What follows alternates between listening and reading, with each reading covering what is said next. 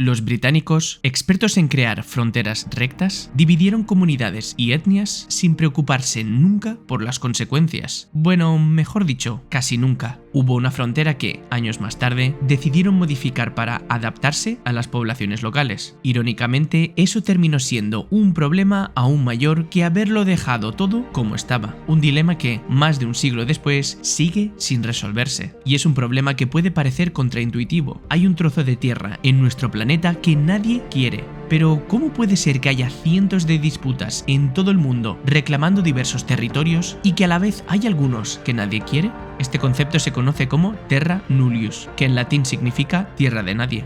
Generalmente esto sucede por disputas fronterizas no resueltas, ambigüedades legales o simplemente porque ningún país desea responsabilizarse de territorios que podrían generar conflictos diplomáticos o problemas económicos. Es una situación tan peculiar que en la actualidad tan solo existen 3 casos. Uno entre Croacia y Serbia, en ciertas zonas alrededor del río Danubio, Birtawil, un fragmento de desierto entre Egipto y Sudán, y la tierra de Mary Bird, una extensa región en la Antártida.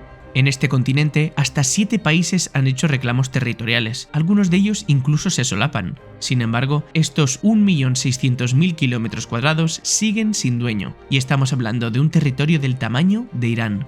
Nadie lo reclama porque es una de las regiones más inhóspitas del planeta, con temperaturas y vientos extremos y una enorme masa de hielo que lo cubre casi por completo. Además, al norte no hay ninguna conexión terrestre, tan solo el Océano Pacífico, lo que lo hace aún más inaccesible que el resto de la Antártida. Pero el caso que vamos a ver no tiene nada que ver con vientos huracanales ni con tener un difícil acceso.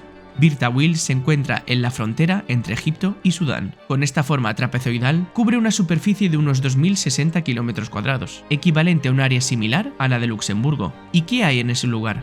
Arena, roca, montañas y más arena.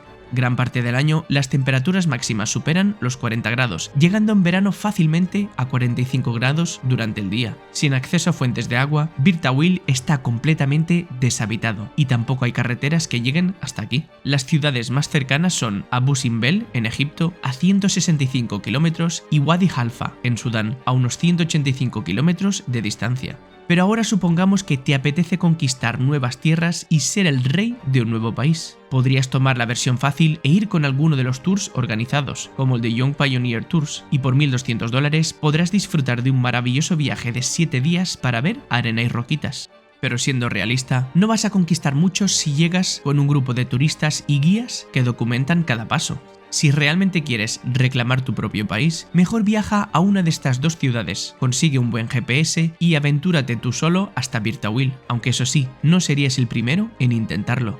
En 2014, el estadounidense Jeremiah Heaton viajó a Birtawil, plantó una bandera y lo llamó el Reino de Sudán del Norte, para cumplir el sueño de su hija de convertirse en princesa. Más tarde, en 2017, el empresario indio Suyash Dixit fundó el Reino de Dixit y hasta pidió reconocimiento a la ONU. Heaton se enfadó y lo acusó en redes sociales de robarle el reino, pero al final acabaron uniendo fuerzas. Un DJ ruso, Dmitry Zhiharev, también aseguró haber visitado Birtawil en 2014, proclamándolo el reino de la Tierra Media, y tachó de farsantes a los 2 anteriores. Poco después, la empresaria libanesa-estadounidense Nadera Nassif reivindicó su reino de la Montaña Amarilla. Por último, el abogado inglés Dwayne Coward reclamó Birtawil con la intención de frenar la contaminación de mercurio causada por la minería del oro y para combatir el mercado negro en la región. Si quisieras sumarte a este improvisado Juego de Tronos y proclamar tu propio país, adelante, pero no esperes grandes resultados.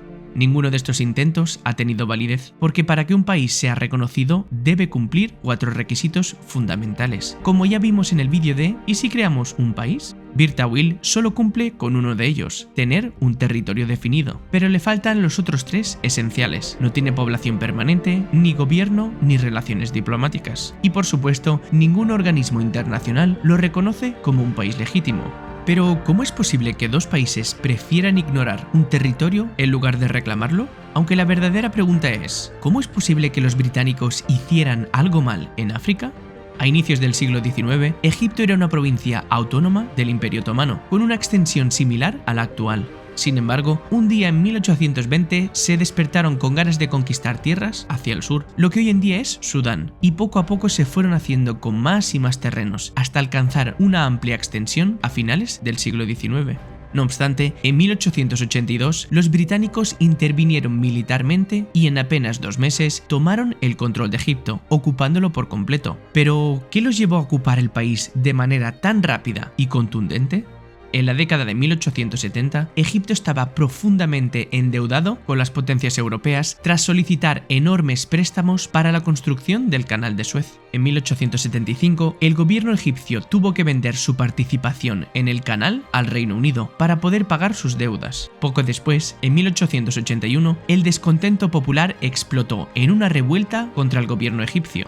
Ante este caos, el Reino Unido intervino directamente, asegurando su dominio sobre el canal, un punto estratégico esencial en su ruta hacia las Indias Orientales. Pero ahora, los británicos se encontraban atrapados en otro conflicto. En 1881, los sudaneses se rebelaron contra el dominio egipcio, lo que significaba que también estaba luchando ahora contra los británicos. 18 años más tarde, en vano, la guerra terminó con victoria británica, dando lugar a la creación del condominio de Sudán entre Reino Unido y el Reino de Egipto. Pero de condominio tenía poco más que el nombre, puesto que en la práctica el control de toda la zona era británico. Como resultado, fueron ellos quienes se encargaron de trazar las fronteras que reflejasen la realidad geográfica de las poblaciones autóctonas, o al menos eso debería haber sido así, pero no estaban para tonterías, así que simplemente trazaron una línea recta en el paralelo 22. Esta frontera artificial dividió territorios habitados por tribus nómadas, algunos con fuertes lazos culturales con Egipto y otras más cercanas a Sudán.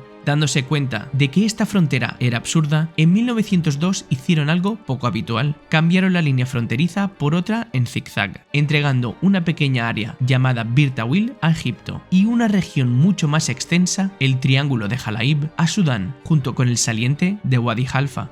Mientras los británicos seguían gobernando en ambos países, la cuestión de la frontera no tenía gran relevancia. Sin embargo, unas décadas más tarde, con el fin del colonialismo y la independencia de Egipto y Sudán, surgió el dilema. ¿Qué frontera debía considerarse legítima? Había dos opciones: mantener la frontera de 1899 con Jalaib y el saliente para Egipto y Bir Tawil para Sudán, o adoptar la frontera de 1902 con Bir Tawil para Egipto y Jalaib y el saliente para Sudán. La preferencia para ambos era obvia. Jalaib era casi 10 veces más grande que Bir Tawil, tenía acceso al Mar Rojo y potencial económico. Bir Tawil, en cambio, no era más que un árido pedazo de desierto sin valor alguno.